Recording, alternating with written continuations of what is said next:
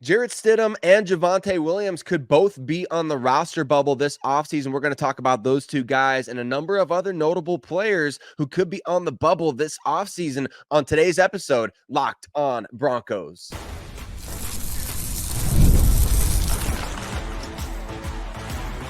You are Locked on Broncos, your daily Denver Broncos podcast. Part of the Locked on Podcast Network, your team every day.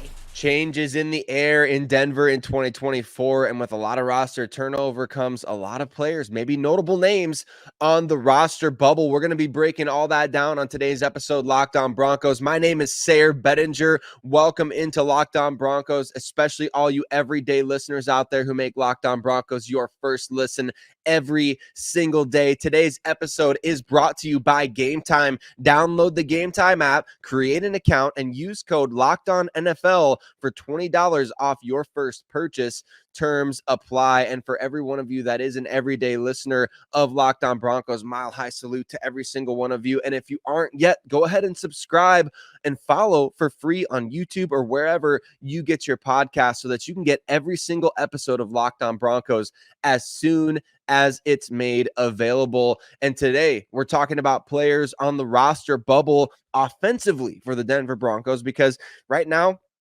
every team in the NFL has got a 90-man roster. Every team in the NFL is going to be ramping up competition all throughout the course of the offseason at every position.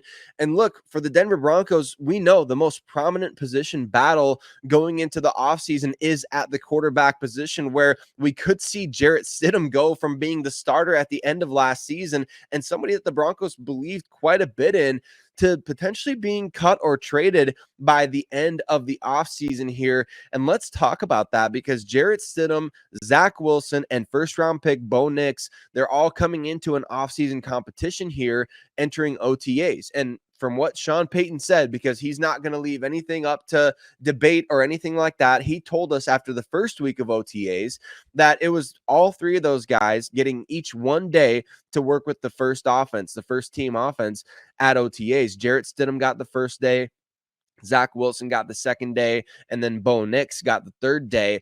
It's going to be a fascinating offseason for all of those guys, because look, it's not just going to be about who can make the fewest mistakes. I mean, there is some, like, Bo Nix has got to be considered the odds-on favorite at this point to be the starter for the Denver Broncos, but you continually hear things like, man, the Broncos really do still like Jarrett Stidham as a potential starter.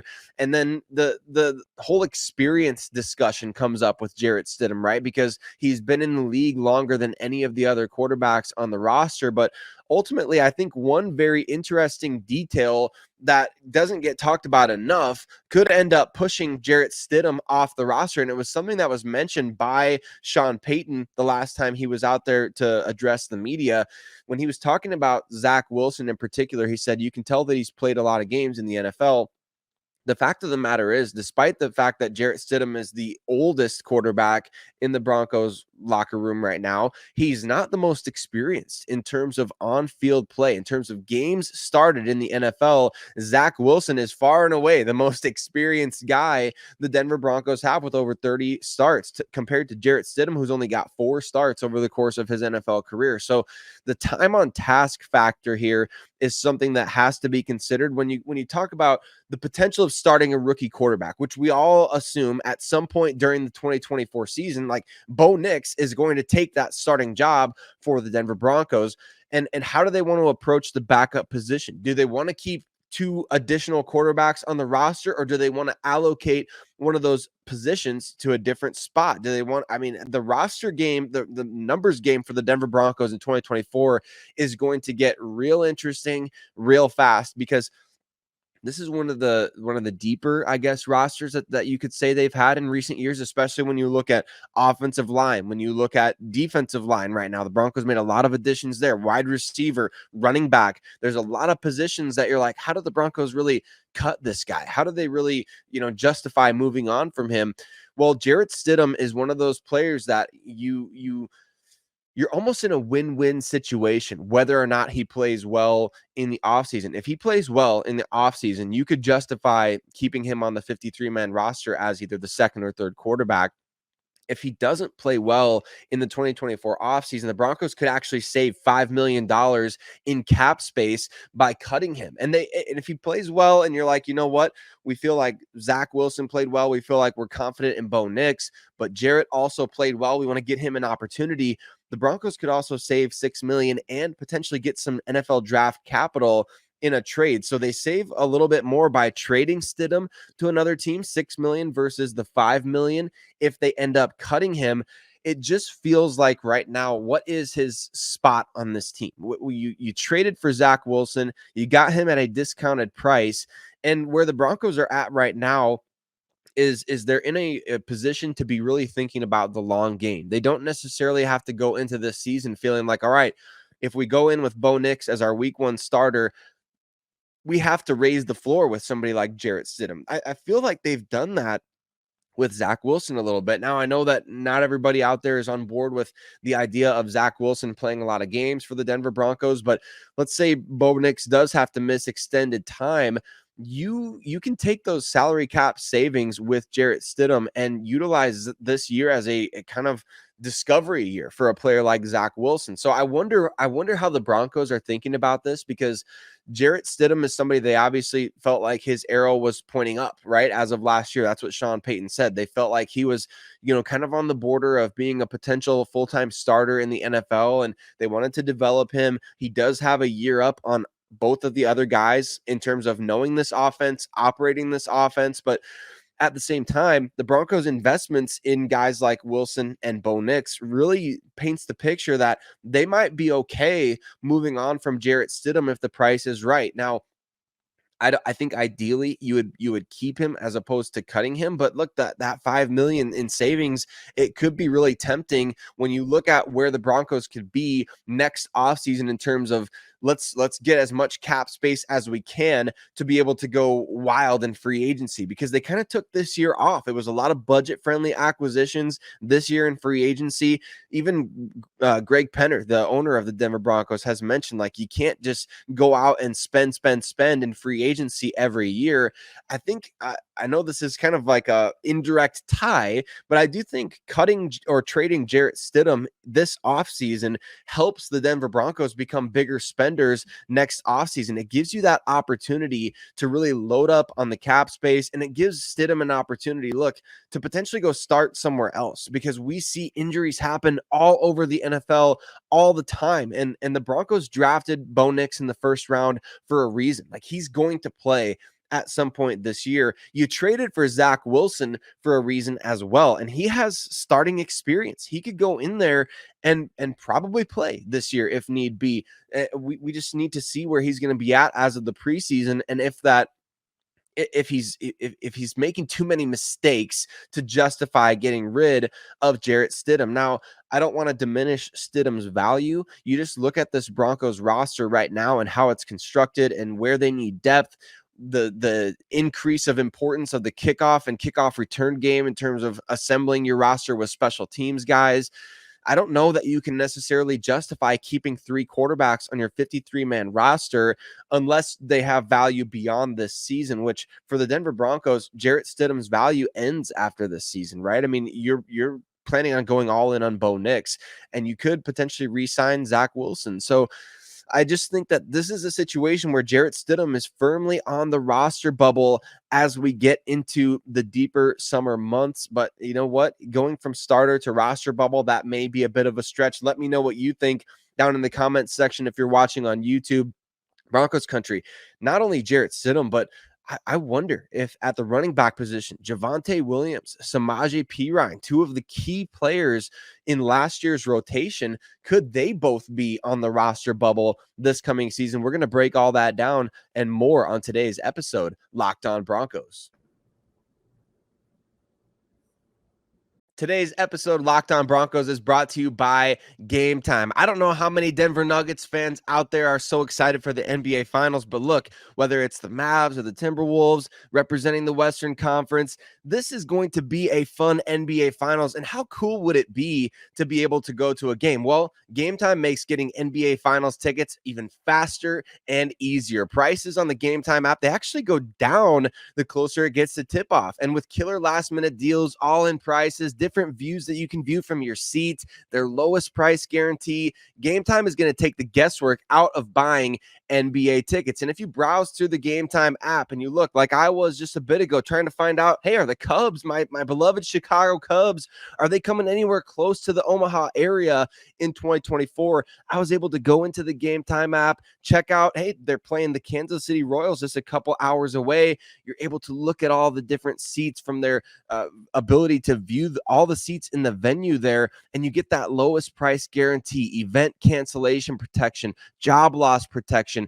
It's all in pricing. And the best thing is getting that panoramic view from your seat, so you can basically sit in your spot at the event before you even get there. So take the guesswork out of buying NBA Finals tickets with Game Time. Download the Game Time app, create an account, and use code LOCKEDONNFL for $20 off your first purchase. Terms apply. Again, create an account and redeem code Locked On NFL, LOCKEDON NFL for $20 off your first purchase. Download Game Time today. Last minute tickets, lowest price guaranteed.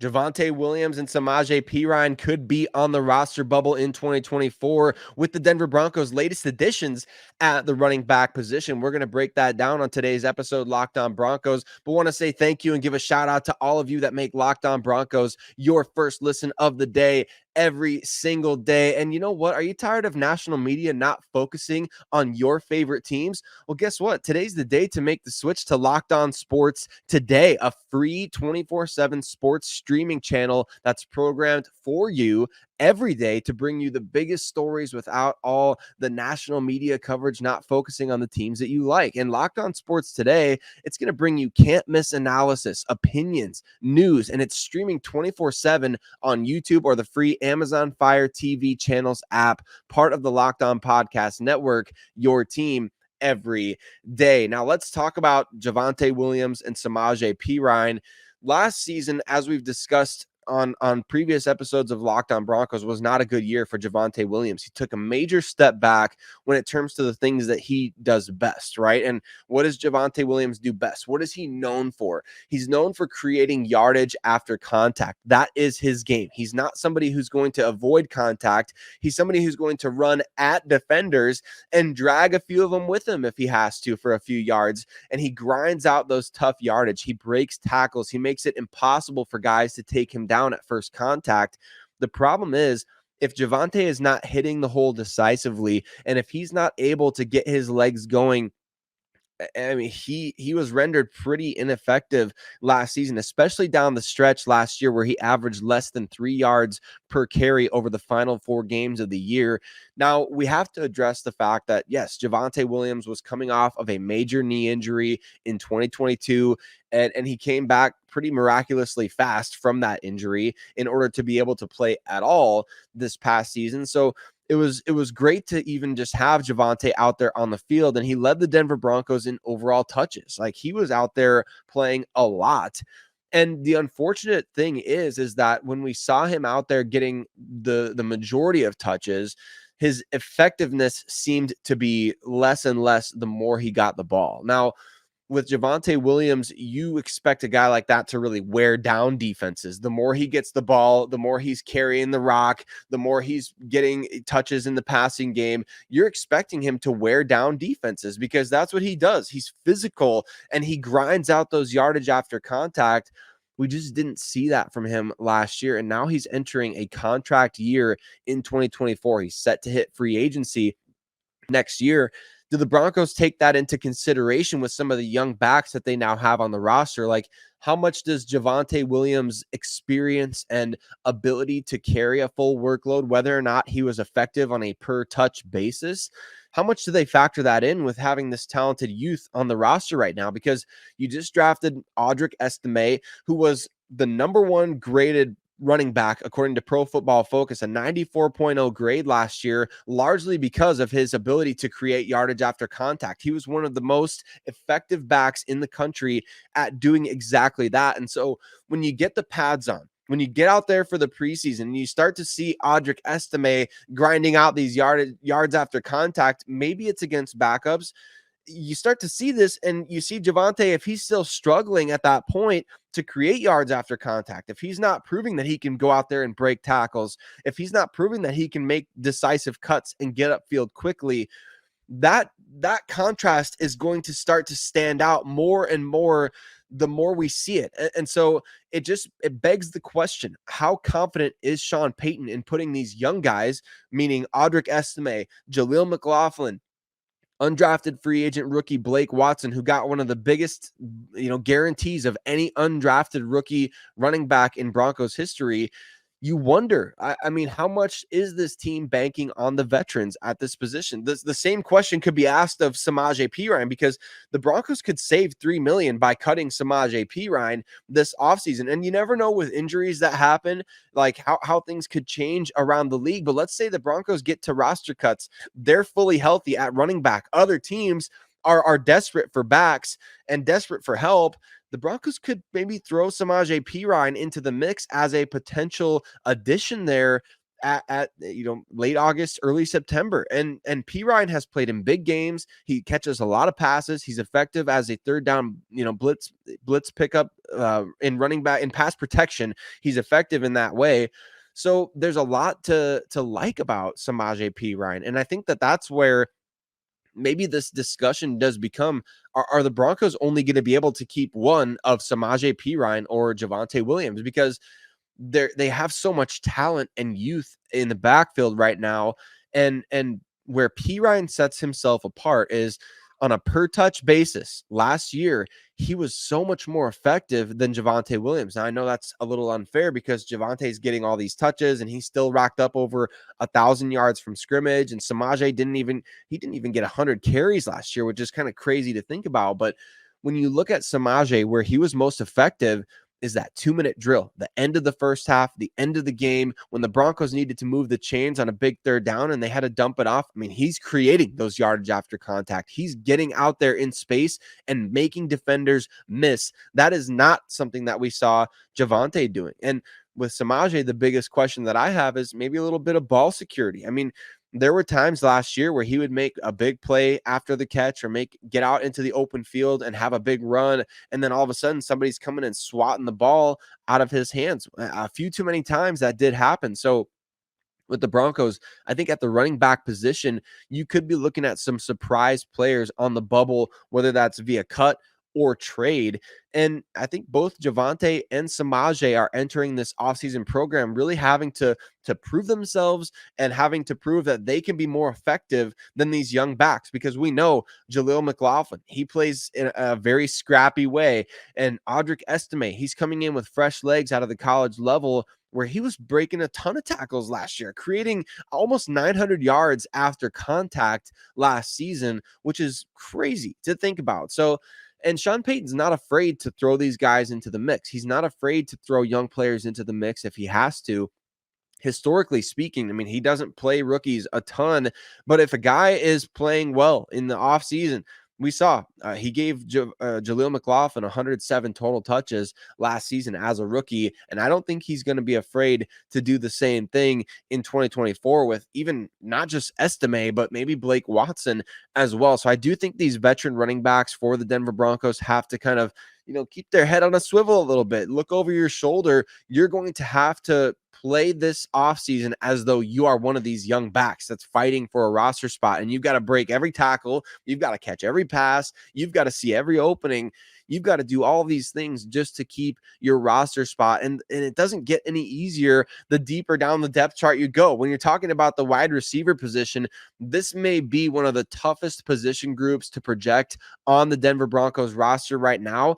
I don't know if we'll have any really surprising names at the top of the depth chart getting cut this offseason, but you never know. And it could be some familiar names no matter what. And we're going to break down some wide receivers and maybe a tight end on the roster chopping block here in the 2024 offseason coming up next on today's episode, Locked on Broncos.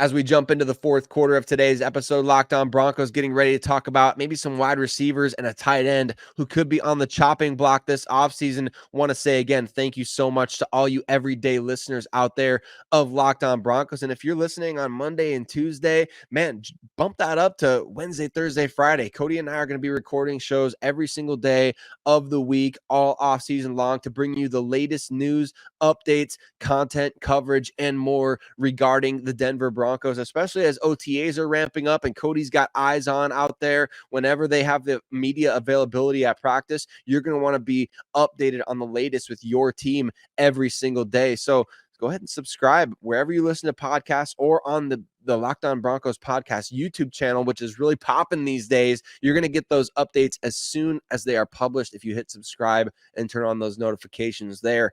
Let's talk about the wide receiver position for the Denver Broncos this offseason, because this offseason was really defined by the additions that this team made at the receiver position. Although, I mean, the subtraction of Jerry Jeudy is quite notable because the Broncos traded a former first-round pick. We saw the whole last dance prophecy from Tim Patrick and Courtland Sutton that came to fruition. As you know, KJ Hamler, he's long gone. Jerry Jeudy, he's now been traded. Courtland Sutton is kind of holding out right now. But Tim Patrick was one of those guys the Broncos brought in or brought back this offseason. And we see him out there looking really good at OTAs. He's looking fresh. He's looking explosive. He's leading the charge in all the drills. He's that veteran of this group right now and a key leader on this team. But Tim Patrick coming back, along with the addition of somebody like Josh Reynolds, another veteran who's played a lot of football, who frankly, when you look over the last 2-3 years, I mean, the Broncos don't have many receivers on their roster that have been more productive than this guy. I mean, Josh Reynolds has been really good for the Detroit Lions, and he's coming in on a relatively team-friendly deal, and I think a lot of people are sleeping on that addition. So maybe Josh Reynolds coming in is going to be a key boost to this Denver Broncos offense in 2024. When you talk about his big play ability, when you talk about his ability in the red zone, he runs good routes. He can play in the slot. He can play outside. He's got that nice long frame to be able to create separation at the catch point as well. So you talk about those veteran additions, or bringing back Tim Patrick and bringing in Josh Reynolds, and then you go out and you draft Troy Franklin out of Oregon in the 4th round. You trade up to get him, and then Devon Vele, the 7th round pick out of Utah, who has kind of been, the talk of OTAs a little bit so far. I mean, he's getting comparisons to Tim Patrick. He's got a big body, going to be able to contribute on special teams, can do a lot of different things for you, downfield blocker at the receiver position. So where does that leave holdovers on this Denver Broncos depth chart? Players like Lil Jordan Humphrey, Brandon Johnson, Jalen Virgil, who's back out there on the field as well and coming back from injury himself this year. I think that there's a couple of things that separate those guys from each other. Let's start with Lil Jordan Humphrey. The thing that separates him from Brandon Johnson and Jalen Virgil, especially last year, was availability. And the Broncos, they continually called him up off the practice squad. He was basically on the roster release every day, whether he was getting cut and then signed back, or whether he was being promoted from the practice squad or promoted to the 53-man roster, and all these different types of things. I mean, Lil Jordan Humphrey was the embodiment of team player last year. And he's somebody that, I mean, man, he made some nice plays in the passing game. He had some nice downfield blocks for the Broncos. He has proven positional versatility in Sean Payton's offense. Like, you're not going to change his position to tight end necessarily, but he can come in line and he can block a little bit. He's a physical player. He's got great size. And so I think his availability last year really sets him apart. Although athletically, he doesn't compare, and neither does Brandon Johnson, to somebody like Jalen Virgil, who ran a sub 4.4 in the 40-yard dash, who's explosive on downfield passing routes, who can create yardage after the catch with ease. The one area that I think Jalen Virgil has maybe the biggest edge over these other two guys who are kind of on the roster bubble right now, I think Jalen Virgil benefits more than almost anybody on this Denver Broncos roster when it comes to the new kickoff return rules. Now, when he was at Appalachian State, Jalen Virgil was a tremendous kickoff returner. And you kind of read into those things in recent years, and you're like, well, great. I mean, he was a great college kickoff returner. That doesn't matter in the NFL. the Broncos kind of getting lucky here because now being a good kickoff returner really matters. And they already have a Pro Bowl return specialist in Marvin Mims Jr., who was outstanding last year as both a kickoff and punt returner. But how much is Marvin going to be involved in the kick and punt game this year if his role is expanded in the offense? Like if he's supposed to be taking over Jerry Jeudy's starting role at receiver, how much is he going to be involved in the kickoff return game and the punt return game? I think that's a fair question to ask. And I think at this point, you have to think that it really significantly boosts Jalen Virgil's chances of making this team. And as we sit here right now, if Jalen is 100% healthy, I would think, man, he may make the roster over even somebody who was just drafted like Devon Bailey. And you look at his ability as a return specialist, Sean Payton believes that there could be double-digit return touchdowns in the NFL this season. You better believe that he thinks that he's going to be able to find a way, along with his special teams staff, of scheming at least one or two of those. So he's assuming, I'm sure, that the Broncos are going to be one of those teams that's a major factor in the kickoff return game. And it just so happens they have some really, really good ones. And not only Marvin Mims, not only Jalen Virgil, but hey, Tremont Smith, the cornerback, who we'll talk about in a future episode of Locked On Broncos. Like he could steal a roster spot from not just defensive players, but maybe offensive players in Denver because of his ability to return kicks and his effectiveness there. So that's where Jalen Virgil, I think, really sets himself apart now with Brandon Johnson. What sets him apart in this? I mean, he's a really good route runner. He's got strong hands, and he's probably got the most production as a receiver over the last couple of years, even with a bit of, sporadic availability. He's dealt with some injuries. And that has been a bummer because especially in his rookie year a couple of years ago, I think he could have played a much bigger role early on in the season than he ended up playing later in the year. But we saw, I mean, last year, how about this? I mean, Brandon Johnson had 4 touchdowns last year as a receiver. So it's not like, it was just like 1 or 2 plays here or there. I mean, it's pretty consistent over the course of his first couple seasons. Like he can go up and make a play. He can make plays after the catch. He's pretty crafty out there. And I think if the Broncos did let him go, he would get scooped up pretty quickly. So you have this hierarchy at receiver right now with Courtland Sutton. You assume he'll eventually come back. Marvin Mims can take a bigger role. Josh Reynolds not going anywhere. Tim Patrick, long as he stays healthy, I don't think he's going anywhere. Troy Franklin, I think, has one of the 5 spots as well, barring, I mean, he would have to really have a terrible offseason to get cut as a 4th round pick that you traded up for. There may be 1-2 spots left at receiver, depending on how the Broncos structure this roster. So that puts guys like Lil Jordan Humphrey, Brandon Johnson, Jalen Virgil, all of those guys are on the roster bubble this offseason. And it pushes somebody like tight end Nate Adkins, who made the roster last year as an undrafted free agent. It almost pushes him into the realm of like not even in the discussion at this point, because if the Broncos are having to keep, we're talking about the roster numbers game at running back. Are they going to keep 4 or 5 guys? Michael Burton at fullback, he factors into the mix, as well as on special teams, the quarterback position. Are you keeping 2 or 3 guys? I don't know how you can justify keeping 4 tight ends on this roster going into 2024. And I think with Greg Dulcich hopefully coming back, Lucas Krull, the talk of the offseason right now in terms of, I mean, Sean Payton saying everybody's going to know who number 85 is pretty soon. I don't think Adam Troutman's going anywhere either. So you have the tight end position relatively solidified among the top 3. Nate Adkins may be playing for a practice squad spot only. And that's kind of crazy considering the fact that the Broncos had to find a way to keep him last year.